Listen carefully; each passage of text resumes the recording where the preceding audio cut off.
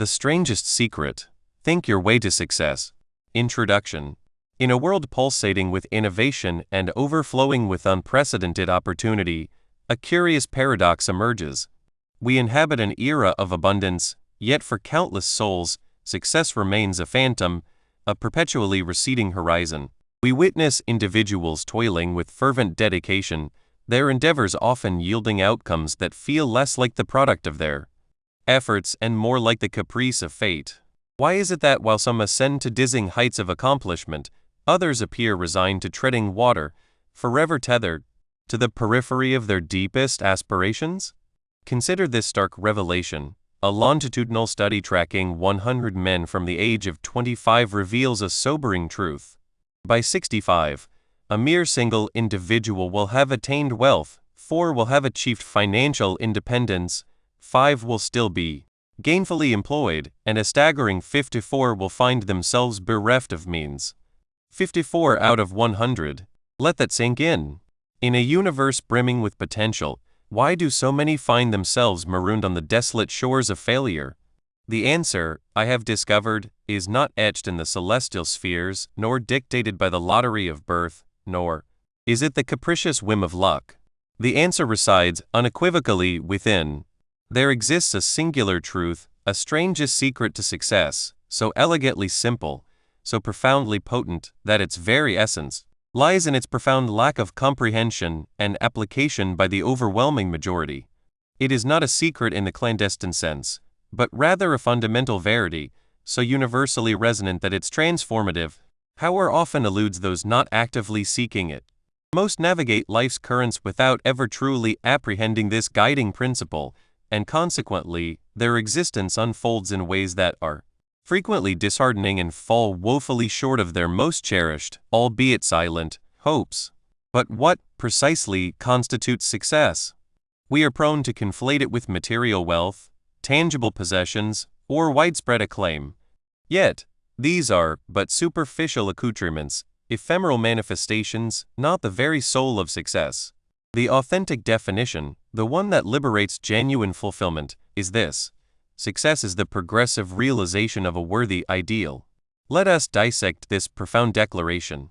It is progressive because it denotes a journey, an unceasing forward momentum rather than a static destination. It is realization because it signifies the act of bringing something into existence, imbuing it with tangible form within the landscape of one's life. And most crucially, it speaks of a worthy ideal, a concept that deeply resonates, something personally cherished and fervently believed in, an ideal that ignites the very spirit. This definition instantly reorients the locus of achievement from external validation to internal triumph. Success, by this discerning measure, is not a passive occurrence. It is an active endeavor. If, then, this is the true nature of success, why do so many falter in its pursuit? The fundamental impediment, I posit, lies in a simple yet remarkably insightful observation articulated by the venerable humanitarian Albert Schweitzer. Men simply don't think. This is not an indictment of intellect, but rather a commentary on the pervasive absence of conscious, deliberate contemplation directed toward one's own life and trajectory. In the tapestry of our modern epoch, the antithesis of courage is not timidity, it is conformity. The majority drift through existence, mirroring the actions of their peers, following the prevailing tide without pausing to interrogate the why or the where. They passively accept the societal currents, never questioning their ultimate destination. This passive existence, this unthinking acquiescence, cultivates the fertile ground upon which failure takes root, perpetuating the very outcomes that afflict so many. The antidote to this aimless drifting, this pervasive conformity, this intellectual inertia, is what I term conscious goal pursuit. It is the active, intentional process of defining for oneself a worthy ideal and then assiduously directing one's thoughts, convictions, and actions toward its tangible manifestation. Envision a vessel adrift at sea. One equipped with a clear destination and a meticulously charted course will inevitably reach its intended harbor. Another, abandoned to the whims of the elements without rudder or map, is destined for the unforgiving rocks or to wander eternally in a state of aimless flux. True success is the prerogative of individuals who deliberately pursue that which they have resolved to accomplish. Only a select minority actively establish and diligently pursue deliberate goals. This conscious pursuit, fueled by focused thought and an unshakable belief, begins to sculpt one's reality. It is not an arcane mystery, it is the natural law of the mind in operation. That which you consistently fixate upon, that which you genuinely believe you can achieve, invariably begins to materialize. This book is dedicated to illuminating the understanding and practical application of this strangest secret. It will serve as a compass, guiding you from the passive meandering that characterizes so much of human experience to the potent, intentional creation that defines authentic success. Should you truly internalize the principles we shall explore, your life will undergo an irrevocable transformation. Prepare yourself for an odyssey of profound self-discovery and enduring metamorphosis. Chapter 1. The Power of Thought. 1. Understanding Thought and Success. The human mind, this most extraordinary of all our possessions, is the very engine that propels our existence. It is the fount from which all our actions originate, the very blueprint from which our realities are meticulously constructed. And when we speak of success, of achieving something truly profound, we are not invoking a stroke of serendipity or a celestial benediction. We are acknowledging a direct, predictable consequence of how we elect to engage with this magnificent engine, our mind. Success, at its core, is the progressive actualization of a worthy ideal. Envision it thus. Before a master builder can erect a breathtaking edifice, he must first hold a crystalline image of it within his consciousness. He must perceive its form, its dimensions, its intended function. Only then can the arduous physical labor commence, the meticulous placement of each brick upon another guided by that initial mental conception. Our own lives unfold in precisely this manner. The thoughts we entertain, the ideas we permit to embed themselves within our mental landscape, represent the nascent stages of any significant accomplishment. They are the seeds sown into the fertile soil of our consciousness. Should we sow seeds of doubt, of apprehension, of inherent limitation, then it is precisely that which shall germinate. We shall invariably discover corroborating evidence for our self-imposed negative convictions.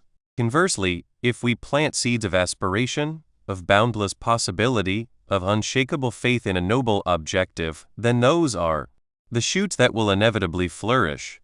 This is not a mere exercise in optimistic conjecture.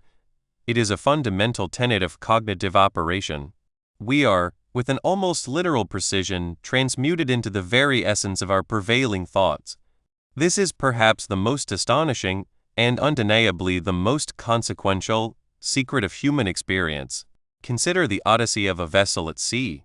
If a ship embarks upon its voyage devoid of a definitive port of call, lacking a navigational chart or a captain's resolute decree of destination, where will its journey ultimately conclude?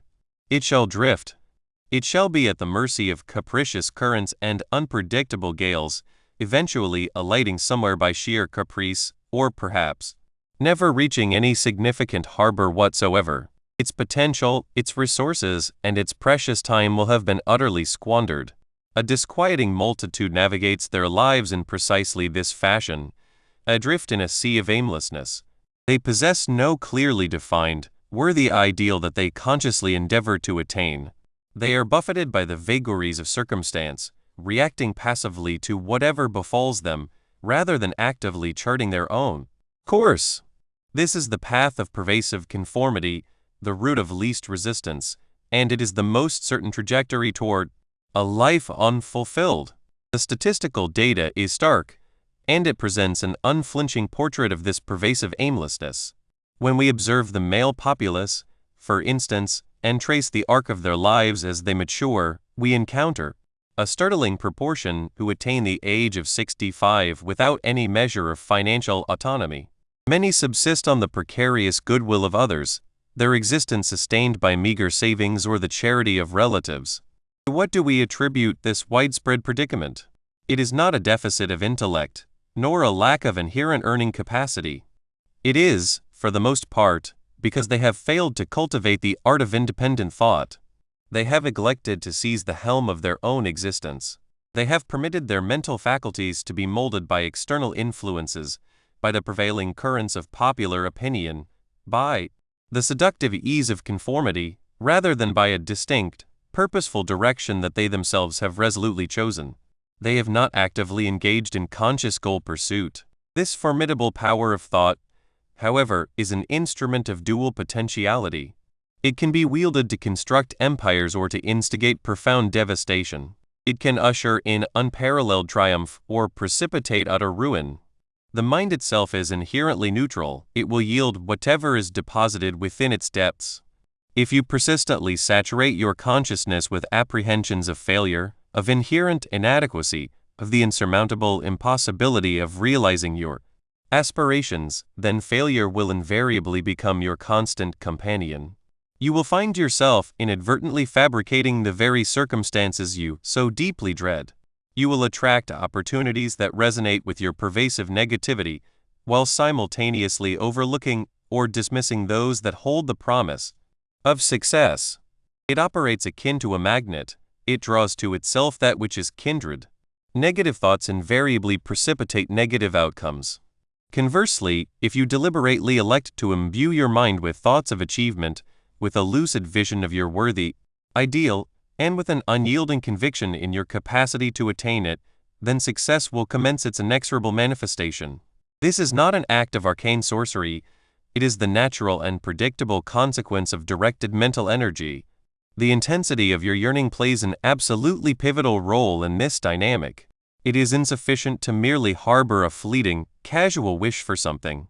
To truly harness the potent force of thought, your desire must be exclusive and possess a sufficient degree of intensity.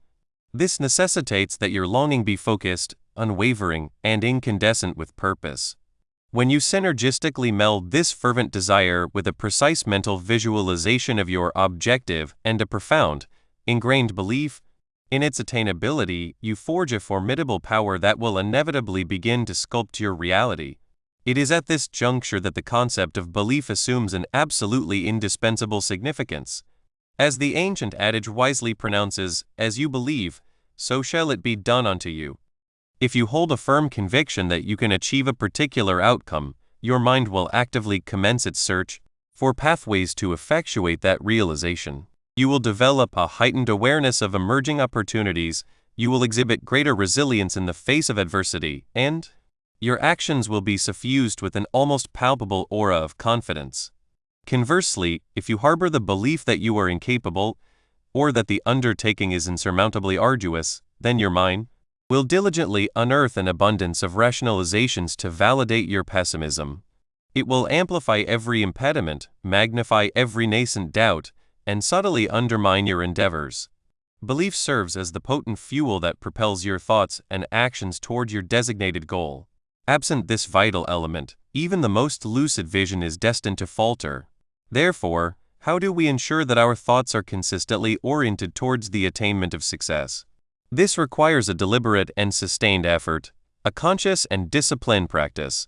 It entails actively curating our thoughts, rather than passively permitting our minds to meander aimlessly or to be inundated by the cacophony of external stimuli. It means cultivating a settled purpose, an objective, so distinct and so compelling that it becomes the dominant motif within our mental panorama.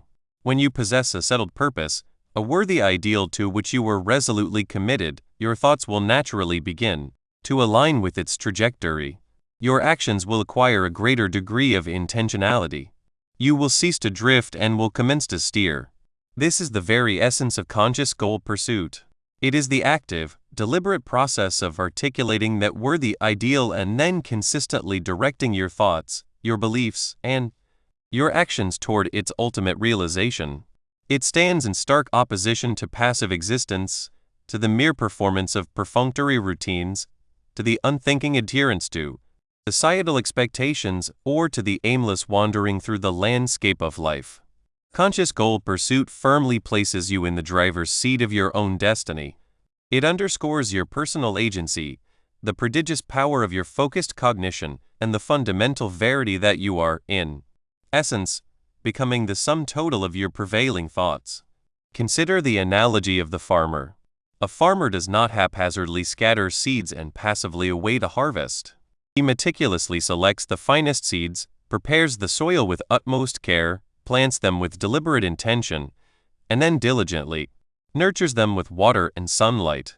His objective is unequivocal: a bountiful yield. He dedicates his thoughts, his beliefs, and his actions to the achievement of this singular goal. In a parallel fashion, we must sow specific thoughts and intentions within the fertile garden of our minds. We must irrigate them with unwavering belief and cultivate them with persistent effort. When we undertake this disciplined approach, success ceases to be a matter of chance. It transforms into a predictable outcome. The pursuit itself, when animated by such a clear and compelling purpose, constitutes a form of success. It signifies that you are living with deliberate intent, in command of your direction, and actively architecting the life you ardently desire. The alternative is to remain a mere passenger, perpetually subject to the unpredictable whims of external forces. It is to inhabit a life where your circumstances are dictated by the opinions of others or by whatever happens to be expedient at any given moment. It is to acquiesce to mediocrity because you have neglected to define what excellence truly signifies for you. It is to allow your mind to become a fertile substrate for the insidious weeds of doubt and fear, rather than a meticulously tended sanctuary of success. The ultimate choice, fundamentally, resides within the confines of your own consciousness. The mind, therefore, is not merely a passive receptacle for external stimuli, but rather an active architect of our perceived reality. The paramount question that now arises is not whether our thoughts shape our success, but rather how we can effectively harness this immense power with precision and unwavering purpose. We have already established how our thoughts form the foundational bedrock of our actions, how we literally manifest the essence of our prevailing thoughts, and how this inherent power can be employed constructively or destructively. Furthermore, we have grasped the indispensable role of belief and the critical significance of the intensity of our desires within this intricate process. The subsequent imperative is to comprehend the fundamental laws that govern this mental engine, much like the immutable laws of nature, thereby ensuring that we are assiduously planting the seeds of success rather than the insidious weeds of failure. 2. Setting personal goals.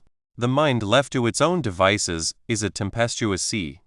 It can churn with anxieties, drift on the ephemeral currents of desire, or be violently buffeted by the gales of external circumstance. Without a fixed star to guide it, without a discernible horizon, this potent mental energy dissipates, lost to the void. It is akin to a mighty engine devoid of a rudder, capable of generating prodigious power, yet utterly incapable of reaching any useful destination. Thus, if you aspire to truly command the extraordinary force of your thoughts, you must first imbue them with direction. You must establish a definitive objective. Consider this reality. How many individuals do you encounter who appear to be merely adrift? They awaken, navigate their days through a series of reactions to unfolding events, and then retire. They may harbor vague aspirations: I wish for greater financial prosperity, or I yearn for profound happiness, or I desire a more fulfilling vocation. Yet, these are not goals. They are but wisps of cloud in the sky, shapeless and devoid of inherent purpose. The truth, a truth so fundamental yet so frequently disregarded, is that most people do not actively formulate and diligently pursue deliberate objectives. Empirical evidence, corroborated by simple observation, reveals that a mere 1 in 20 individuals dedicates the time to articulate their desires, commit them to writing, and subsequently align their thoughts and actions towards their realization. 1 in 20. This stark statistic implies that the overwhelming majority of humanity navigates life as a passive recipient of circumstance, a follower of convention, or an aimless wanderer. And the most astonishing secret, the one we are now unearthing, is that this very act of consciously establishing and pursuing a goal is precisely what distinguishes those who achieve the remarkable from those who simply exist. It is here that the concept of conscious goal pursuit truly takes root. It is the active, intentional process of defining a noble aspiration. It transcends mere wishing. It is about decisive action. It is about gazing into the future and declaring, "This is the person I shall become. This is the accomplishment I shall attain." And from that vantage point of absolute clarity, you commence the sustained redirection of your thoughts, your convictions, and your deeds to manifest that aspiration into tangible reality. Recall our definition of success: the progressive realization of a worthy ideal. The establishment of a goal is the initial, indispensable cornerstone of this progressive realization. It is the singular moment you bestow upon your potential a precise target. Without a target, your potential remains dormant, an untapped reservoir of force. With a target, that force is mobilized. Envision your mind as a garden. An untended garden will inevitably become overgrown with weeds or perhaps yield a scattering of random, unremarkable flora. It will be characterized by chaos and sterility. Conversely, a garden that is consciously cultivated blossoms into a sanctuary of beauty and abundance. Conscious goal pursuit is analogous to tending the garden of your own mind. Your goals are the seeds you deliberately choose to sow. If you plant the seed of "I aspire to greater health," your mind will naturally gravitate towards thoughts of nutritious sustenance, physical exertion, and restorative rest. If you plant the seed of "I intend to acquire a new proficiency," your intellect will actively seek out resources, opportunities for practice, and mentors who can impart their knowledge. The clarity and inherent value of the seed, the goal, are of paramount importance. If you sow a nebulous seed, such as "I desire something positive to occur," what is likely to sprout? It is impossible to predict. However, if you plant a specific seed, for instance, "I shall diligently save $500 by the close of next month to finance the purchase of a new bicycle," you have provided a concrete directive. Your mind now possesses an unambiguous instruction. It knows precisely where to direct its focus. And how does the simple act of transcribing a goal transmute it from a fleeting wish into a tangible objective, ripe for focused pursuit? This is a pivotal inquiry, and its answer lies in the potent synergy of commitment and visualization. When a goal is merely a thought, it remains ethereal, easily dismissed, and readily forgotten. It is akin to a whisper lost on the wind. But when you take up a pen and paper and commit it to inscription, you lend it substance. You forge a commitment not merely to the objective, but to yourself. The act of writing compels specificity. You cannot pen "I wish to be wealthy" and feel a sense of completion. You are compelled to ask yourself, "What does wealthy signify to me? What specific sum? By what deadline?" This process of articulation refines the ideal. It transforms a hazy dream into a precise target. Furthermore, the physical act of writing engages distinct neural pathways. It is a more deliberate and conscious undertaking than a transient thought. It anchors the goal firmly within your lived reality. Once inscribed, you can refer to it, contemplate it, and revisit it. It becomes a perpetual reminder, a silent, driving force. It ceases to be a mere concept. It becomes a plan. It evolves into a blueprint for your thoughts and actions. This newfound clarity also serves as a formidable bulwark against aimlessness and apprehension. When you lack a clear destination, every path appears daunting. Every obstacle seems insurmountable. Doubt begins to insidiously creep in. The fear of failure paralyzes you. You may find yourself conforming to the expectations of others, as it is less arduous than forging your own unique trajectory. You may drift passively, as the effort required to choose a direction feels overwhelmingly burdensome. However, when you possess a clearly defined goal, a worthy ideal that you are consciously striving to achieve, a remarkable transformation occurs. Your mental energy, once dispersed, begins to coalesce. It is akin to a spotlight, previously illuminating an entire room, now concentrating its beam upon a single, vital object. This focused energy is immeasurably more potent. It can surmount obstacles that once appeared as impenetrable walls. What are the tangible psychological and behavioral shifts that manifest when an individual transitions from a state of aimlessness to one of conscious goal pursuit? The metamorphosis is profound. Psychologically, there is a significant migration from passive resignation to active agency. The individual begins to experience a sense of dominion over their life's trajectory. The sensation of being a victim of circumstance recedes. supplanted by the empowering realization that they are the architect of their own destiny. This sense of agency serves to attenuate anxiety and amplify self-assurance. Behaviorally, the transformations are equally striking. A person who was previously reactive assumes a proactive stance. They commence actively seeking opportunities rather than passively awaiting them. They cultivate greater discipline, enhanced organization, and unwavering persistence. They are more inclined to embrace calculated risks, to glean wisdom from missteps, and to adapt their strategies as circumstances dictate. Their daily actions, even the most minute, become imbued with purpose. They are no longer merely enduring time, they are actively constructing their future.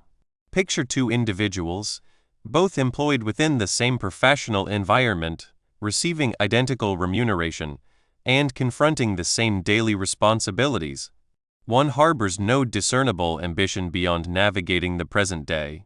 Their thoughts meander aimlessly, they voice discontent regarding their work, and their sole anticipation is the cessation of the workday. The other individual, however, possesses a clear objective, perhaps to attain a promotion within a year or to launch their own entrepreneurial venture. This person approaches their daily tasks with an entirely different mindset. They actively seek avenues for skill enhancement, for assuming increased responsibility, and for cultivating connections with influential individuals. They perceive their current role not as a terminal point, but as a vital stepping stone. Their thoughts are purposefully directed towards their objective, rendering their actions both effective and meaningful. This, in essence, is the act of planting your goals. You are not merely wishing for a harvest, you are meticulously selecting the seed, preparing the soil, and diligently nurturing the nascent plant. The goal represents the intention you sow in the fertile ground of your consciousness.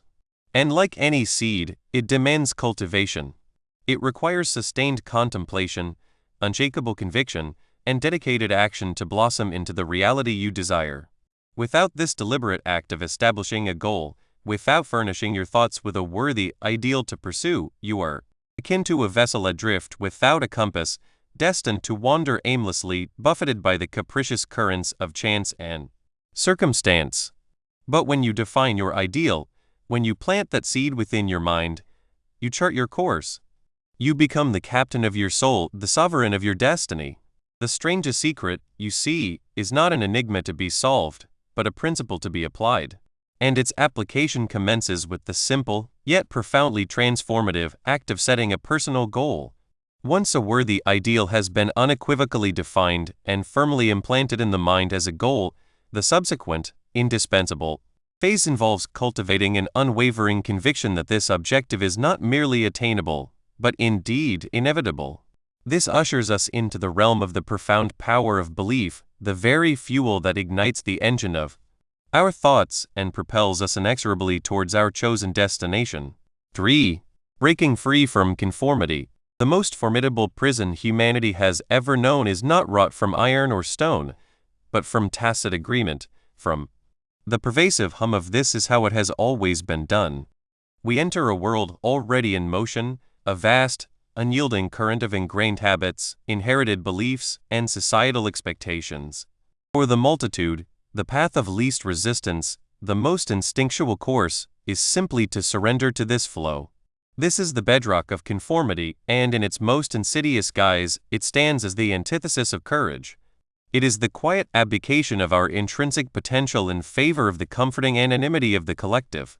Consider this. When does the sharpest pang of fear truly strike us? More often than not, it is the dread of singularity, of divergence, of ostracism. This fear whispers insidious counsel: be like them. Think as they do. Act as they decree. And because we are fundamentally social beings, wired for connection, this whisper can escalate into a deafening roar, obliterating the delicate voice of our own individuality. When we choose to conform, we elect to forego independent discernment. We opt to embrace conclusions already reached, to tread paths worn smooth by countless predecessors, rather than carving our own. This passive acquiescence is the direct antagonist of what we term conscious goal pursuit. How can one actively strive for a noble ideal if one has not first dared to define it for oneself? distinct from the cacophony of external noise and expectation? This predisposition toward conformity finds fertile ground in societies that offer a modicum of basic security. In many contemporary economies, navigating life proves surprisingly facile. One can secure employment, meet financial obligations, and inhabit a life that, on its surface, appears entirely satisfactory. This plateau of security, as some have aptly named it, is a double-edged sword. On one hand, it shields countless individuals from abject hardship. On the other, it erodes the urgent imperative to push boundaries, to innovate, to strive for genuine distinction. When fundamental needs are readily met, and when deviation from the norm incurs the risk of discomfort or disapproval, why exert the effort? The majority, lulled by this ease, settle. They cease to pose the profound questions. They abandon the audacious dreams. They cease, in essence, to think for themselves. The evidence for this is stark, almost brutal, when examined through the lens of raw data. Survey the financial landscape of most developed nations by the age of 65. The tableau is sobering. Of every 100 individuals, perhaps a solitary soul will have attained true wealth. 4 may have achieved financial independence, possessing sufficient reserves to live comfortably without further labor. Another 5 might still be engaged in work, driven perhaps by necessity or ingrained habit. But the overwhelming majority, 54 out of that 100, will find themselves financially depleted, reliant on others, or perpetually struggling to make ends meet. This is not the capricious whim of a lottery. This is not the misfortune of the many. This is the predictable consequence of a lifetime spent adrift, of a mind that prioritized the seductive ease of conformity over the demanding, yet ultimately liberating, trajectory of conscious goal pursuit. 19 out of every 20 individuals, by the age of 65, have failed to consciously articulate a worthy ideal and then pursue it with unwavering mental and physical resolve. Instead, they have followed the well-trodden paths, adopting the prevailing sentiments of their era and their community. Our minds, you see, are akin to fertile fields, designed to cultivate whatever seeds we sow. When we neglect to consciously direct our thoughts, allowing the invasive weeds of common opinion, fear, and doubt to take root, our mental landscape will inevitably reflect this neglect. Conformity is the most potent weed planter. It encourages us to sow the very seeds that everyone else is scattering. What are these ubiquitous seeds? They are often the seeds of anxiety regarding others' perceptions, the seeds of apprehension about failure, the seeds of self-doubt regarding our own capabilities, and the seeds of the conviction that we are merely products of our circumstances. When these dominate our mental terrain, what kind of harvest can we anticipate? It will be a harvest of mediocrity, a life lived in the muted shadow of what might have been. The fertile expanse of your mind, capable of yielding a magnificent bounty of success, is instead choked with the common weeds of unexamined assumptions and passive acceptance. Thus, how does this societal pressure to conform directly impede the progressive realization of a worthy ideal? The psychological mechanisms at play are deeply entrenched. Firstly, conformity thrives on external validation. We seek approval from our peers, and the most expedient route to achieving it is by mirroring their thoughts and behaviors. This causes our internal compass, the very instrument that should guide us toward our unique worthy ideal, to spin erratically. Attempting to align with the capricious winds of popular opinion, we become so adept at reading the room, at anticipating the expectations of others, that we lose touch with our own authentic desires. Our worthy ideal, if it even surfaces, becomes a diluted version, palatable to the group, rather than the potent, driving force that is uniquely ours. Secondly, conformity cultivates a profound fear of judgment. The very act of establishing a singular goal, of embarking on an unconventional path, invites scrutiny. Others, secure in their conformity, may fail to comprehend. They may question, criticize, or even deride. The conforming mind, having prioritized assimilation, recoils from this potential discomfort. It retreats to the sanctuary of the familiar, abandoning the pursuit of its ideal before it has even truly commenced.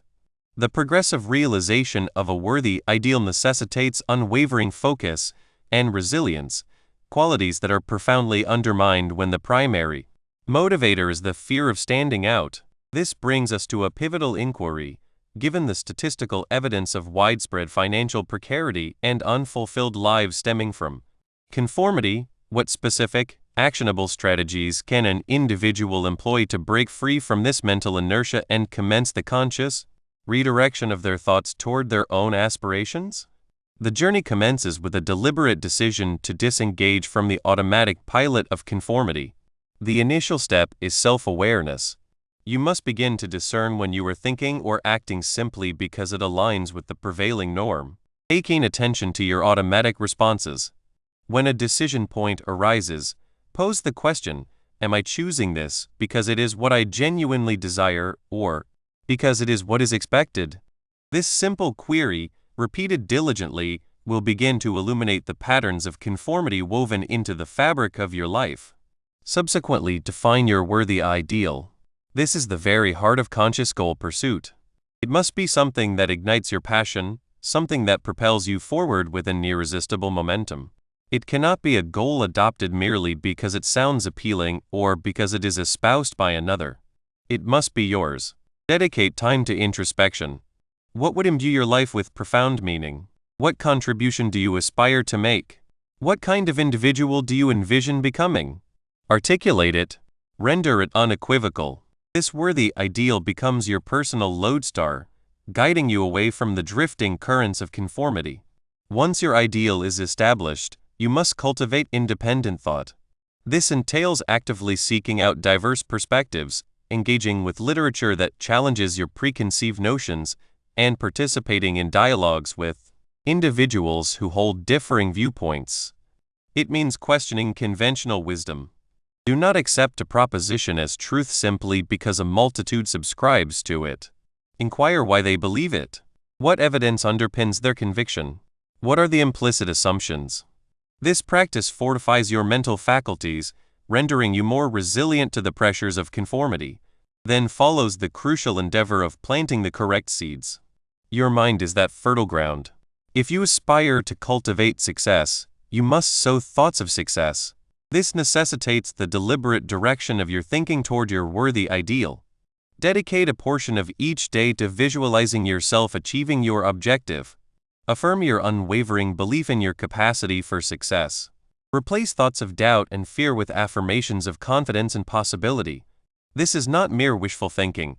It is the deliberate nurturing of the mental environment essential for your ideal to take root and flourish. Finally, undertake consistent, deliberate action. Thoughts possess immense power, but they must be yoked to action. Deconstruct your worthy ideal into smaller, manageable phases. And then embark upon these phases, even when they evoke discomfort, even when they draw attention. Each action undertaken in alignment with your worthy ideal is a vote against conformity and a potent affirmation of your personal agency. Liberation from the comfortable, yet ultimately constricting, embrace of conformity is not an act of rebellion for its own sake, but a reclamation of the inherent power residing within your mind. It is the indispensable initial stride toward consciously charting your course and sowing the seeds for the extraordinary potential that lies dormant within you, awaiting cultivation.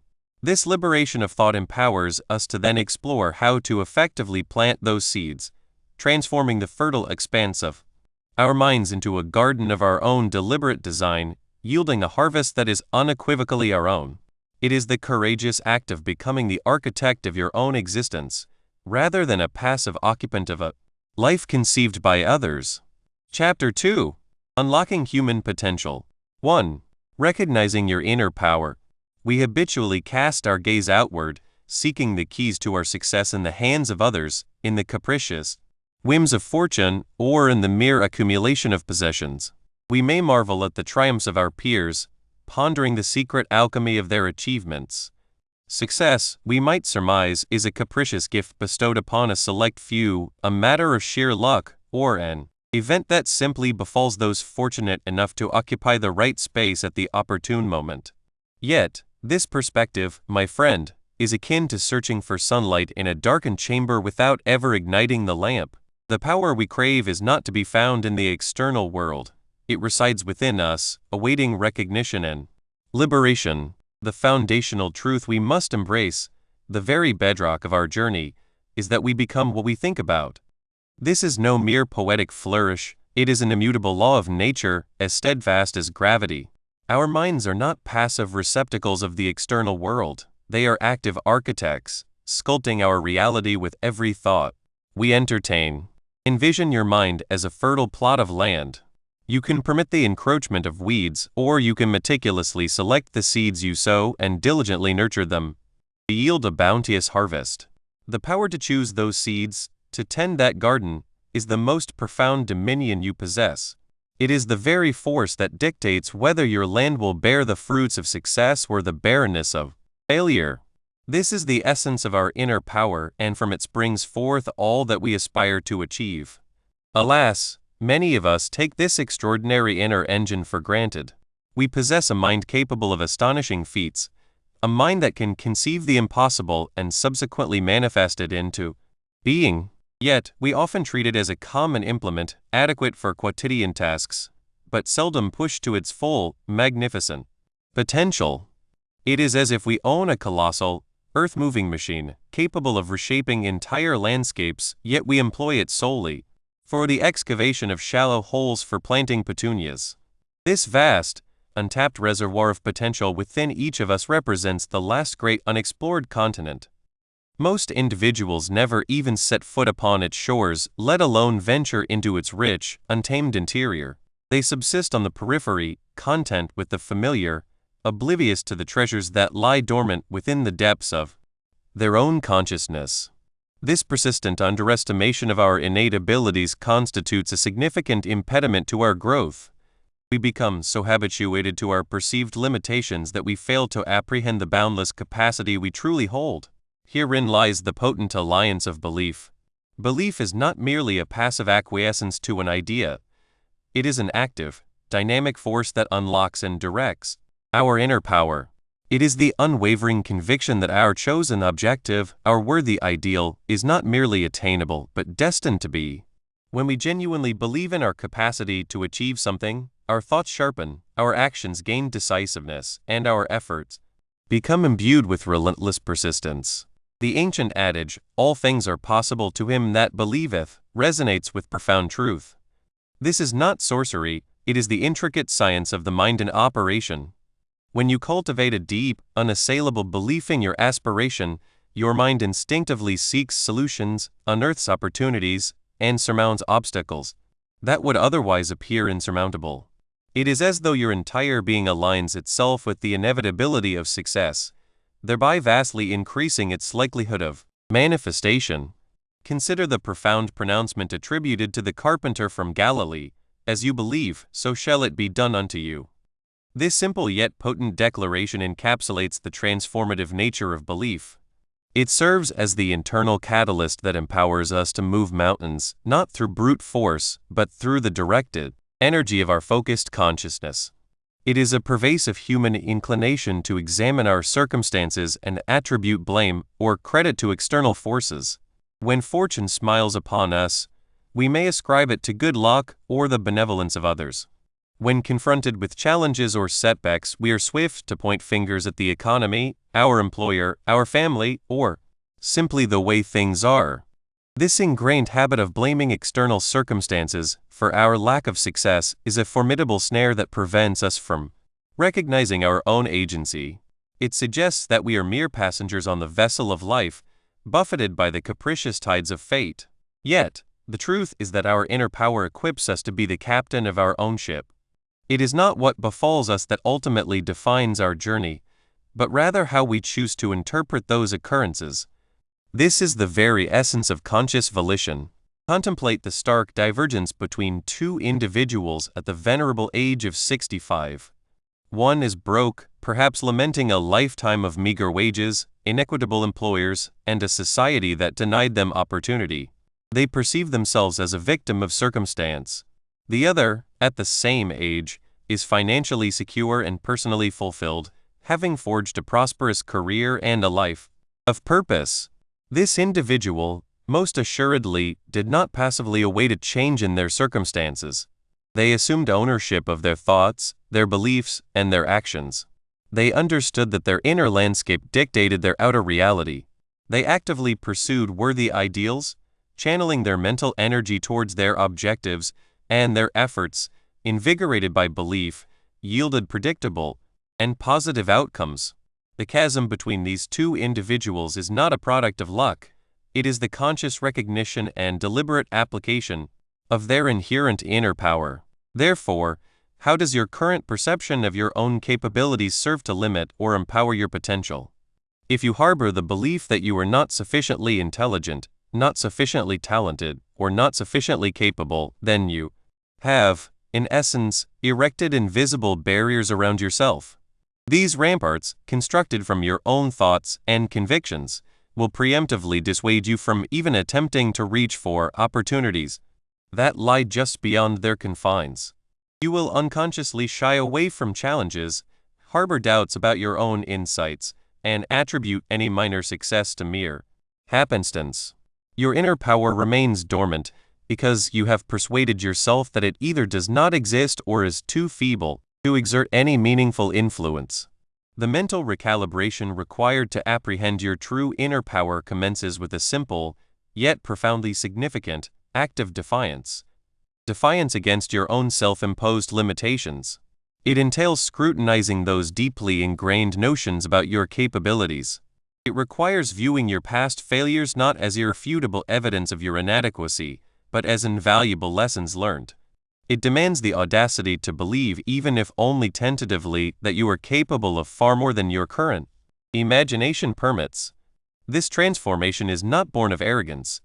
It is the acknowledgement of the inherent potential that resides within every human being. It is the understanding that your mind is not a static entity, but a dynamic force capable of continuous development and strengthening. Let us now delve more deeply into the practical distinction between passively allowing thoughts to germinate and actively cultivating them towards a noble ideal. When we passively permit our thoughts to meander, they often follow well-trodden paths. We may fret about the future, ruminate on past errors, or absorb the disparaging opinions of others. These are akin to weeds in our mental garden. They flourish with ease, choke out the beneficial growth, and yield nothing of worth. This is conformity, aimless drifting, and it stands in stark opposition to the conscious pursuit of goals.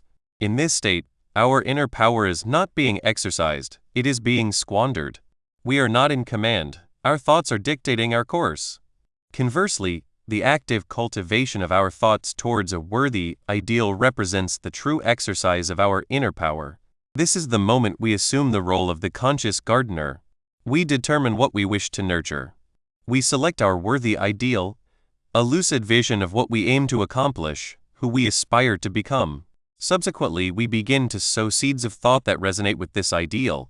We repeat affirmations, visualize our success, and focus our attention on the requisite steps to attain it. This deliberate process directs our mental energy. It informs our mind of what is paramount, what warrants our concentration, and what we should strive for. This is not wishful thinking, it is intentional creation. When we actively cultivate our thoughts, we are wielding our mind as a formidable instrument, a force for directed transformation. We are no longer at the mercy of random mental chatter. Instead, we are consciously programming our minds for achievement. This active cultivation is the very definition of harnessing our inner power. It is the deliberate process of defining a worthy ideal and consistently directing our thoughts, beliefs, and actions towards its realization. It is the antithesis of passive existence, conformity, and aimless wandering. It is personal agency in motion, the profound realization that we become what we think about, and the conscious decision to plant the correct thoughts and intentions in the fertile soil of our minds, nurturing them with unwavering belief and diligent effort. The pursuit itself, when propelled by a clearly defined purpose, is the very definition of success. This implies that the mere act of consciously directing your thoughts and actions towards a worthy ideal, irrespective of the immediate outcome, signifies that you are living with deliberate intention. You are in command of your trajectory. This represents the most profound acknowledgement of your inner power.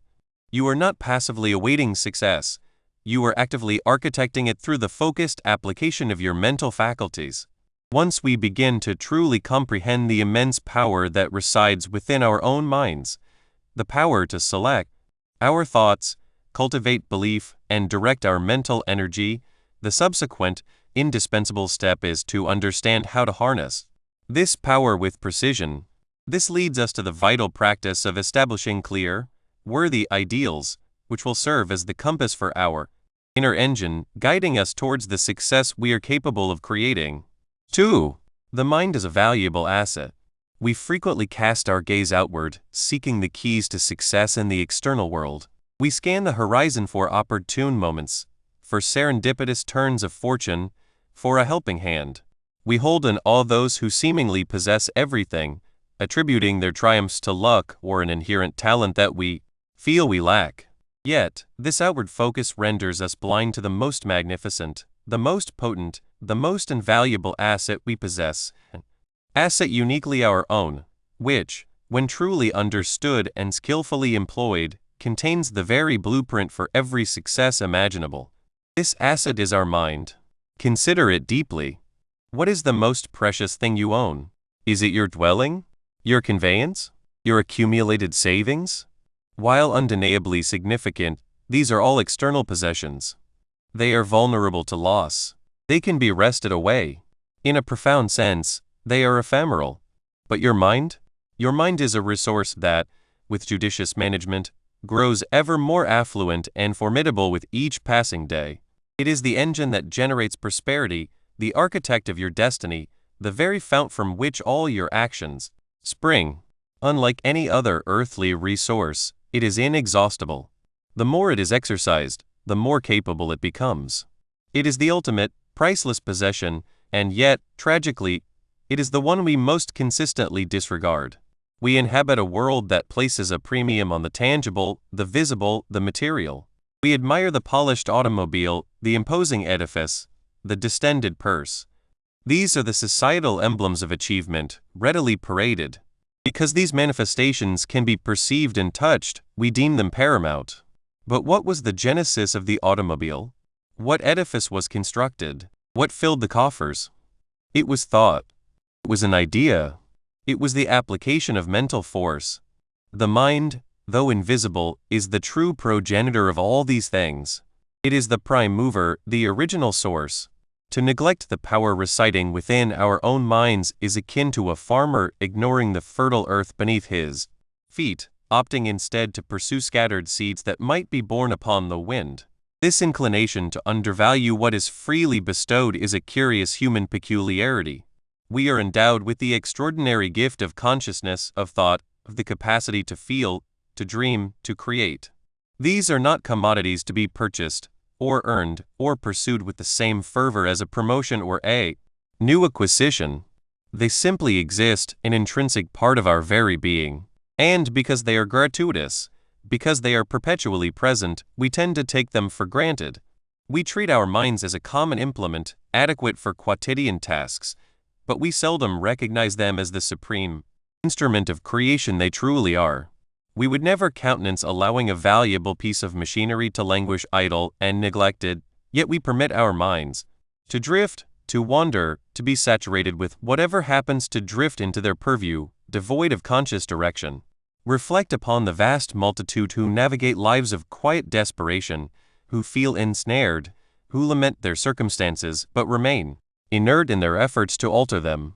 They are, in essence, subsisting in a state of impoverished dependence, not always in monetary terms, but assuredly in terms of personal fulfillment and accomplishment, because they have failed to apprehend the value of their most precious asset, their mind.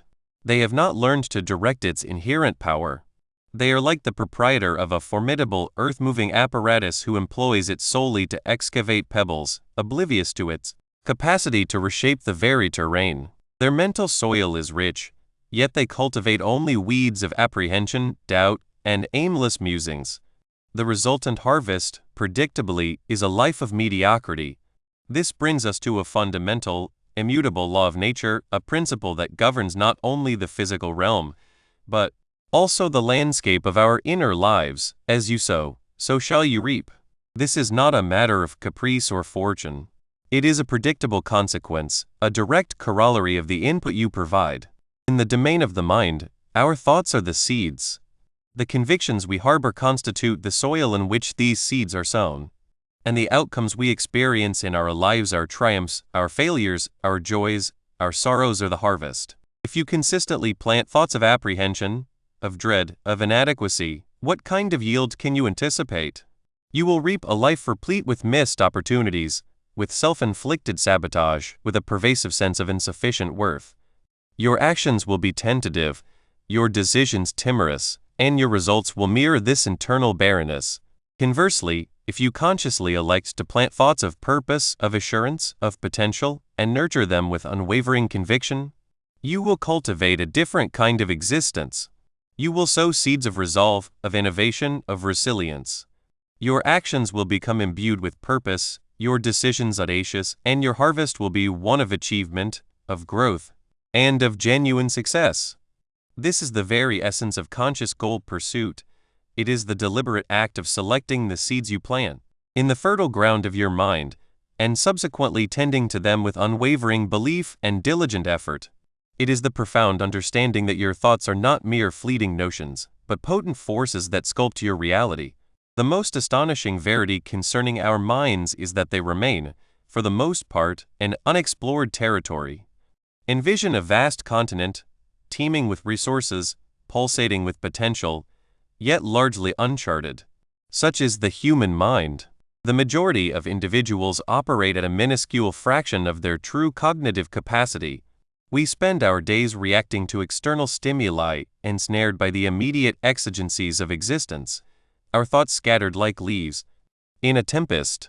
We fret over the opinions of others, we ruminate on past missteps, we agonize over future uncertainties. We permit our mental energy to be depleted by trivialities, by idle chatter, by an endless torrent of information that serves no constructive purpose.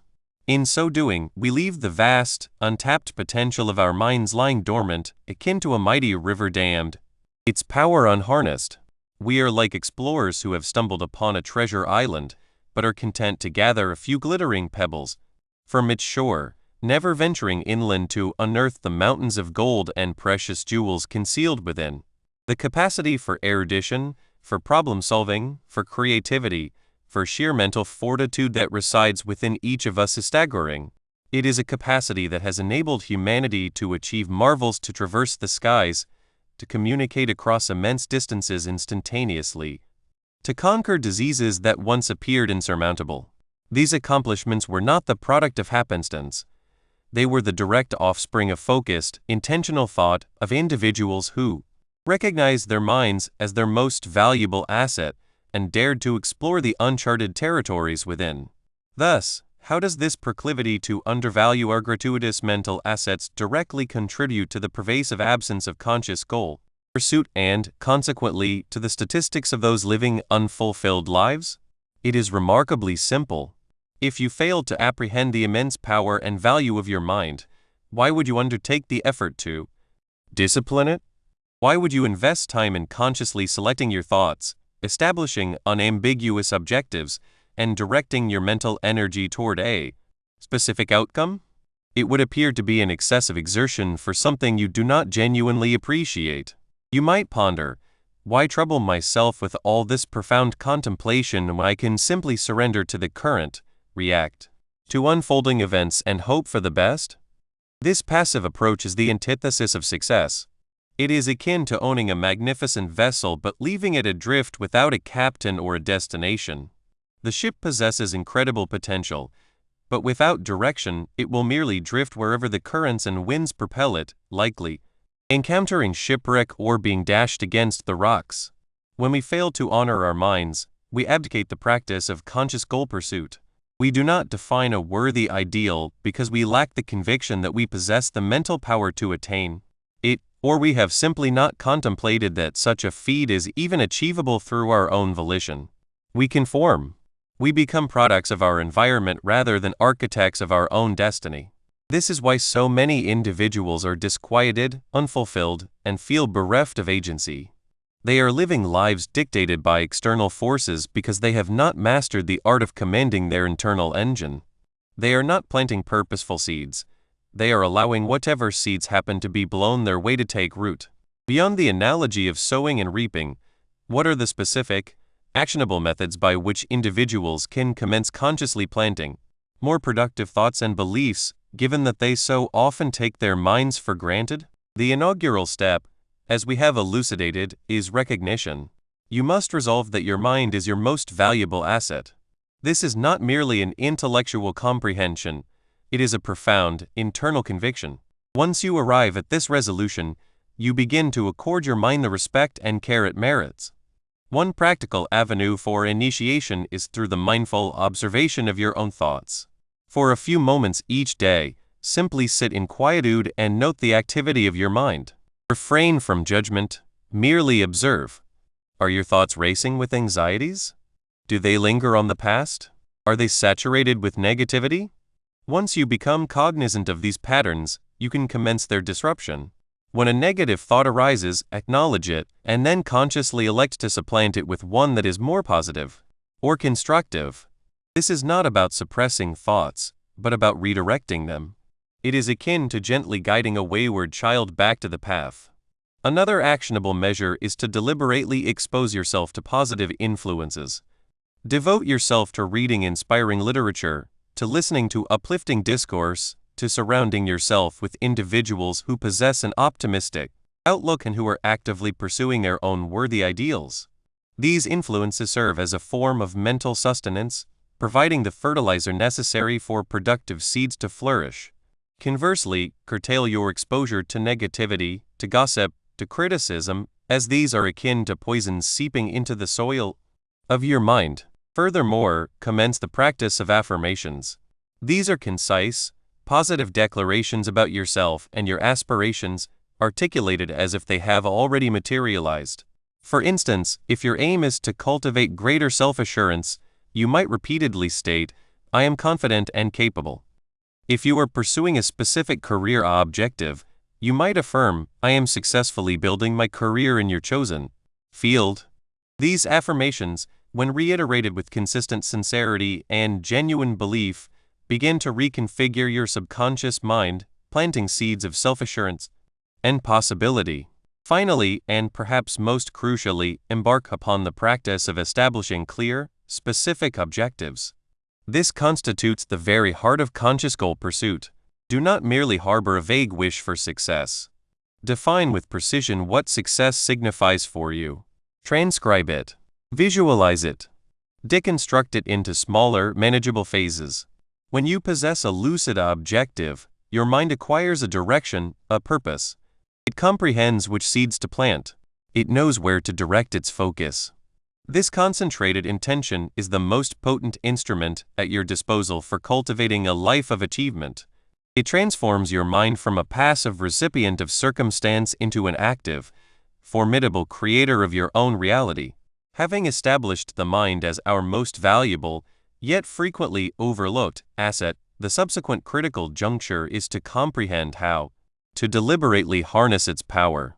This leads us to the fundamental principle of what we ought to be planting: the conscious creation and pursuit of a worthy ideal. For it is insufficient merely to possess a powerful mind. We must also have a clear, compelling purpose to guide its immense capabilities. 3. Sowing and reaping. Thoughts to reality. Imagine your mind as a vast, fertile expanse, brimming with an astonishing potential, poised to cultivate whatever seeds you choose to sow. Yet, much like any meticulously tended garden, the bounty you eventually gather will invariably mirror the very essence of what you have planted. This is not a matter of caprice. It is a fundamental, immutable law, as dependable as the predictable turning of the celestial spheres. Each of us, in truth, is the diligent cultivator of our own inner landscape. Reflect, then, upon the very fabric of your daily contemplation. Are you, by habit, planting seeds of apprehension, of dread, of gnawing worry? Do your thoughts gravitate towards what is amiss, towards the insurmountable obstacles you confront, towards the perceived voids in your existence? If so, your mental terrain will inevitably yield a harvest replete with further complications, amplified anxieties, and an ever-deepening sense of deprivation. This is a principle of stark, unassailable simplicity. You cannot plant the bitter thistle and anticipate the sweet bloom of the rose. You cannot scatter the dust of discouragement and expect to reap the golden grain of triumph. Conversely, what transpires when you deliberately, consciously elect to sow seeds of unwavering hope, of resolute ambition, of a crystal clear vision of your ultimate aspirations? When you steadfastly nourish these nascent possibilities with the vital waters of conviction and nurture them with the focused intensity of your efforts, your inner field undergoes a profound metamorphosis.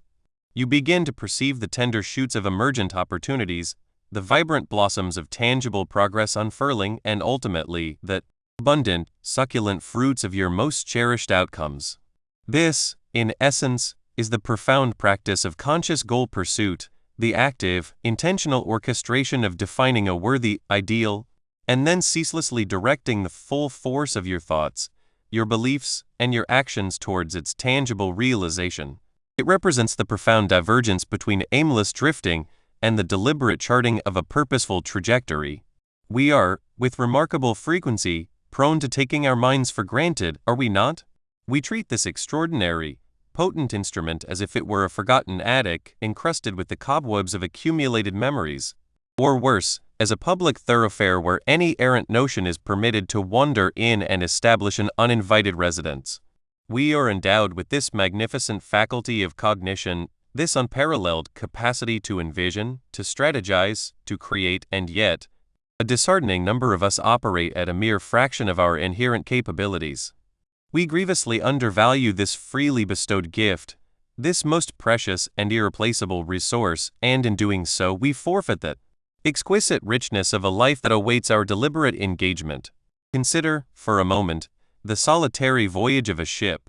A vessel adrift without a defined destination, devoid of a captain who has meticulously charted its course, will inevitably succumb to the caprice of the elements. It will be buffeted by the unpredictable winds and currents, its ultimate fate dictated by forces entirely beyond its control.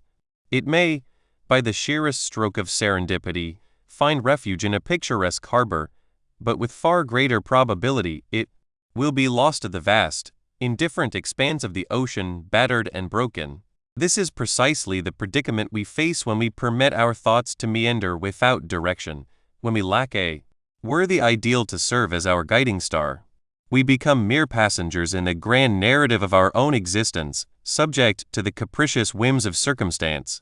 However, a ship possessed of a clear destination, guided by a skilled captain who has assiduously calculated the prevailing winds, the ebb and flow of the tides, and the most efficient route, presents an entirely different tableau. That vessel is not at the mercy of the natural forces, it harnesses them. It moves with an unshakable sense of purpose, with an unwavering intention. Every subtle adjustment of the sail, every decisive turn of the rudder is guided by the luminous clarity of its ultimate objective. This is the transformative power that conscious goal pursuit bestows upon your life. It grants you a definitive destination, a worthy ideal, and it equips you with the indispensable mental wherewithal to navigate the intricate journey. Therefore, how might you commence the vital task of discerning the seeds you are currently sowing, and how can you ascertain whether they are guiding you towards prosperity or precipice? The inaugural step necessitates an unflinching, honest observation. Devote your keen attention to the subtle nuances of your internal dialogue. What are the recurring motifs that echo within your thoughts? Are you predominantly contemplating what you desire to avoid, or what you earnestly seek? Should you find yourself perpetually lamenting the deficiencies of your occupation, the constraints of your financial standing, or the imperfections within your interpersonal connections, you are unequivocally planting seeds of profound dissatisfaction. The immediate, undeniable indicator of this is the visceral sensation that accompanies these ruminations, a palpable sense of frustration, an overwhelming feeling of helplessness, or a pervasive unhappiness. Conversely, if your thoughts are occupied with strategies for enhancing your professional life, for cultivating greater financial security, or for forging more robust and fulfilling relationships, you are actively sowing seeds of constructive progress. The accompanying sentiment in this instance is one of burgeoning hope, of unwavering determination, or even of exhilarating anticipation. Perceive it through this lens. If your dominant internal refrain is, "I cannot possibly afford that," you are meticulously sowing seeds of scarcity. The inevitable harvest will manifest as an ever-increasing array of financial limitations. If, however, your prevailing thought is, "How can I generate the resources to acquire that, and indeed, far more?" you are diligently sowing seeds of abundant prosperity. The resulting harvest will be a cascade of opportunities designed to augment your income and propel you towards the attainment of your financial aspirations. The crucial insight lies not merely in the content of your thoughts, but in the emotional resonance they evoke. Negative thoughts, by their very nature, engender negative feelings, and these negative feelings are the earliest harkenary of an undesirable outcome. Inversely, positive thoughts cultivate positive feelings, which are the nascent blossoms heralding success. Now, let us delve into the secrets that truly empower a garden to flourish with unparalleled vitality. Merely scattering seeds is an insufficient endeavor. A seasoned farmer comprehends this implicitly. They do not simply cast seeds to the wind and depart. They meticulously prepare the soil, they administer precise hydration, they provide vital nourishment, and they diligently extirpate any encroaching weeds. Our minds are no different in this regard. The nascent seeds of our thoughts demand the optimal conditions to mature into the desired harvest. The most potent fertilizers for our mental cultivation are belief and persistence. Belief is the unwavering, unshakable conviction that your chosen worthy ideal is not only attainable, but inevitable.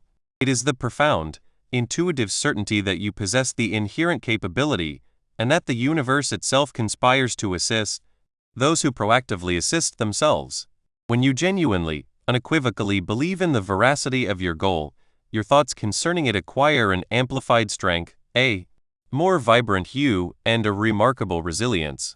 Doubt, conversely, acts as a harsh, unyielding frost, capable of extinguishing even the most promising sprout before it has a chance to take root. Persistence is the embodiment of consistent, unwavering effort, the relentless commitment to continue planting, to continue watering, and to continue tending, even when the tangible signs of the harvest remain elusive.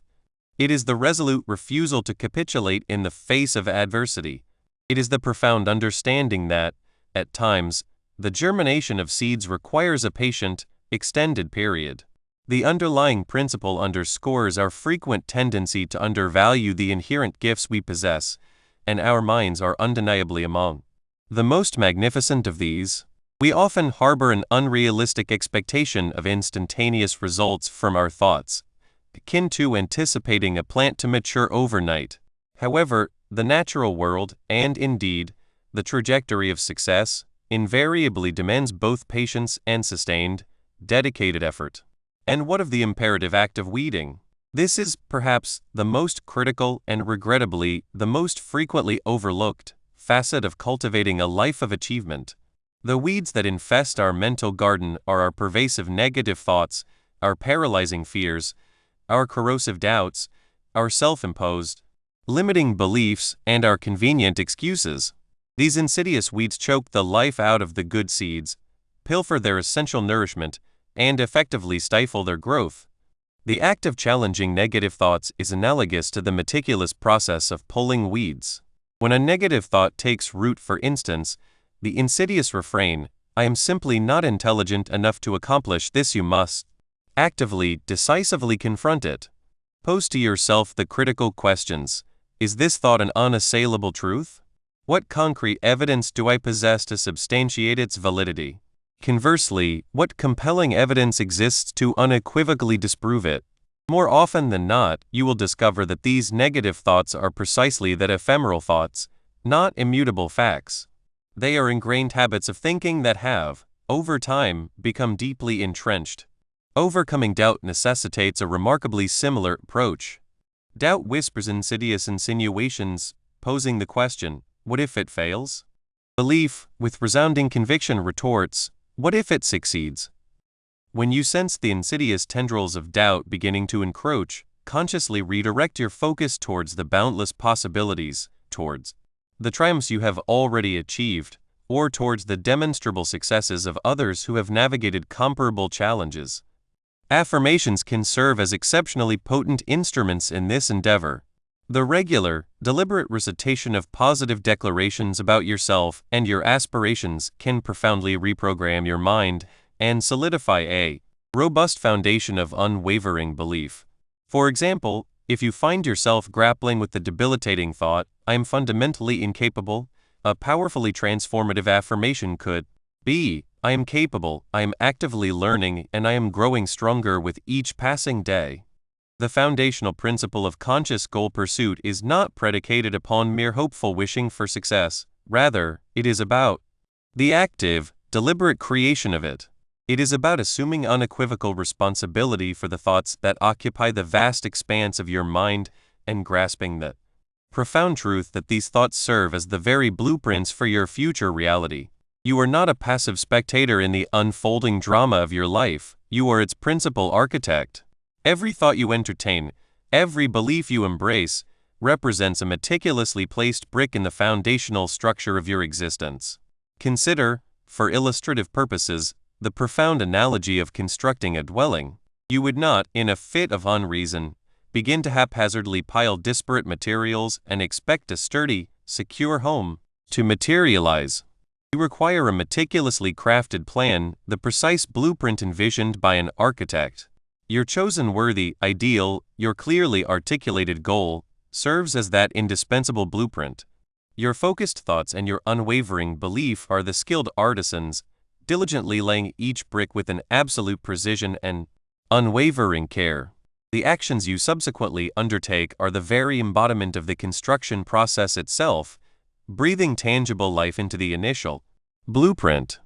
When you actively engage in the practice of conscious goal pursuit, you are no longer adrift, subject to the whims of external forces. You are the resolute navigator, firmly at the helm.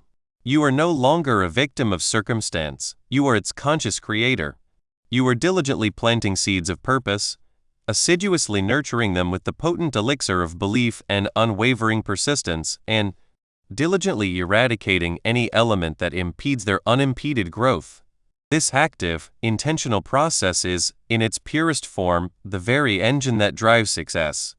It is the profound understanding that what we consistently focus our attention upon, we invariably bring into being. It is the dawning realization that our internal world possesses the undeniable power to shape our external reality. The journey from the ephemeral realm of thought to the tangible manifestation of reality is a continuous, cyclical process of sowing and reaping. It demands that we remain acutely mindful of the seeds we are planting, that we exhibit unwavering diligence in our cultivation efforts, and that we place our complete trust in the immutable natural laws that govern all forms of growth. Just as a farmer understands that the act of planting a specific seed is merely the initial, foundational step, and that consistent, dedicated tending is absolutely crucial for a bountiful harvest, so too must we recognize that the inherent power of our thoughts, once directed towards a worthy ideal, requires sustained focus and an unshakable belief to achieve true manifestation. The subsequent, vital step, therefore, is to cultivate a profound understanding of how to foster this unwavering belief and maintain that unwavering focus, even when confronted by the inevitable challenges that punctuate any significant journey. 4. Overcoming barriers to achievement. We often cast our gaze outward, seeking the culprits behind our unfulfilled aspirations. We cite capricious fate, the harshness of circumstance, or the machinations of others.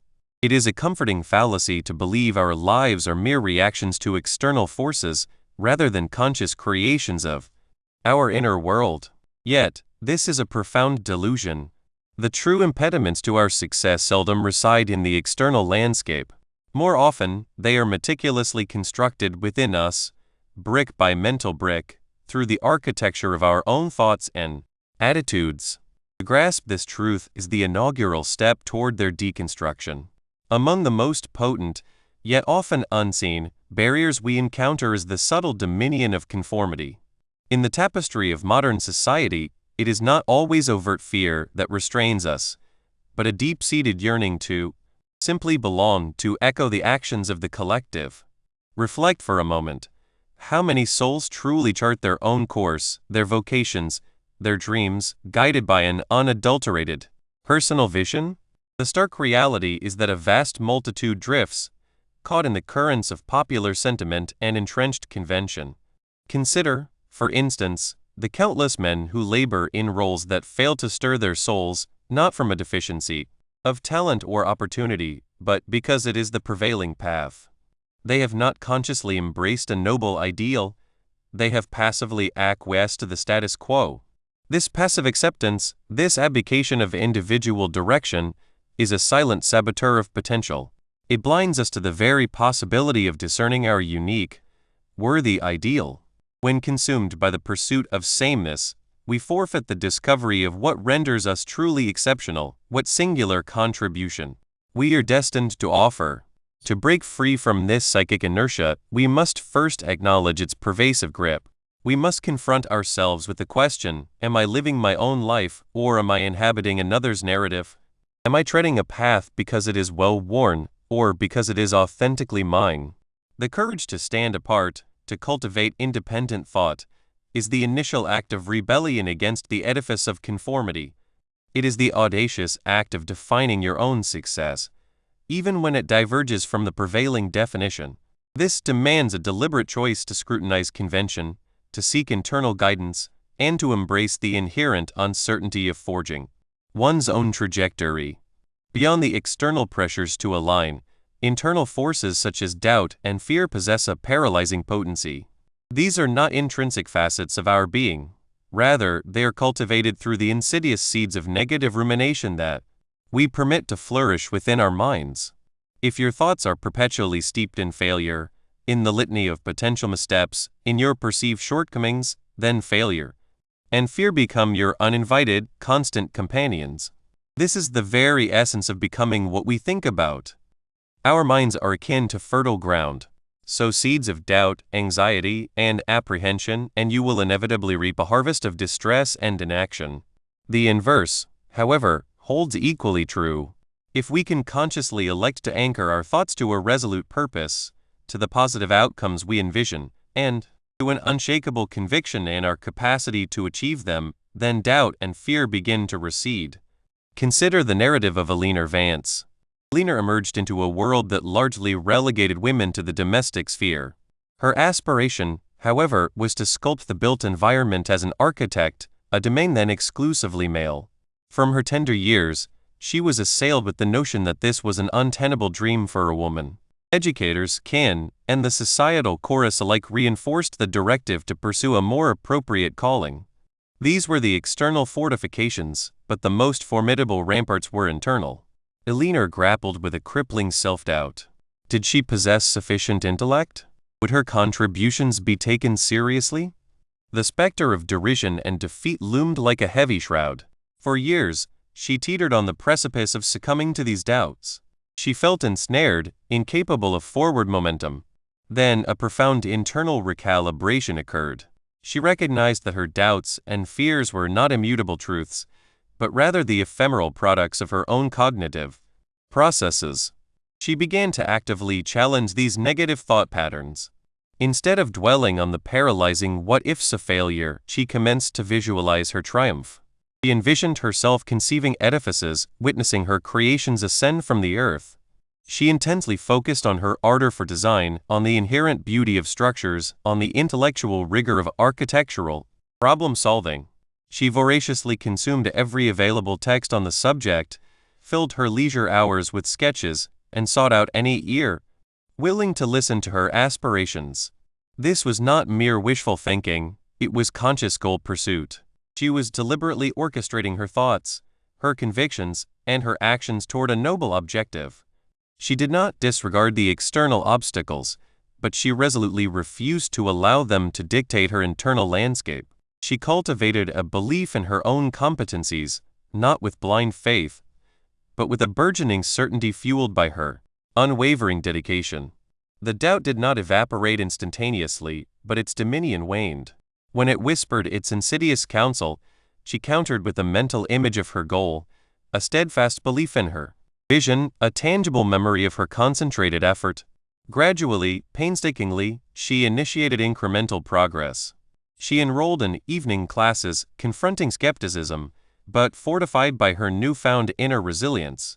She undertook minor drafting commissions, validating her skill through diligent effort and unwavering commitment. Each modest success eroded the remaining vestiges of doubt, reinforcing her self-belief. Eleanor Vance did not merely surmount the societal constraints of her era, she conquered the internal mountains of apprehension and uncertainty by deliberately choosing the focus of her thoughts and by relentlessly pursuing her worthy ideal. She became the embodiment of her deepest convictions an architect. A fundamental impediment for the majority lies in the simple failure to recognize and harness the immense latent power of their own minds. We are endowed with an extraordinary capacity for cogitation, for problem resolution, for innovation, yet we often treat this gift with astonishing negligence. Our minds become cluttered with inconsequentialities, with anxieties concerning matters beyond our control, with idle gossip, or with the incessant deluge of information that assails us daily. We take this formidable engine for granted, allowing it to operate on autopilot, fueled by whatever happens to drift into its purview. This passive mental state incapacitates us from effectively confronting the challenges that lie between us and our objectives. We possess the faculty to dissect problems, to devise solutions, to innovate, and to inspire ourselves and others. But if our minds are inundated with noise and distraction, this power remains dormant. To truly surmount barriers, we must assume the role of conscious custodians of our thoughts. This entails actively selecting what we permit entry into our minds, precisely as we would choose what we ingest into our bodies. If we aspire to a robust physique, we consume nourishing sustenance and eschew detrimental fare.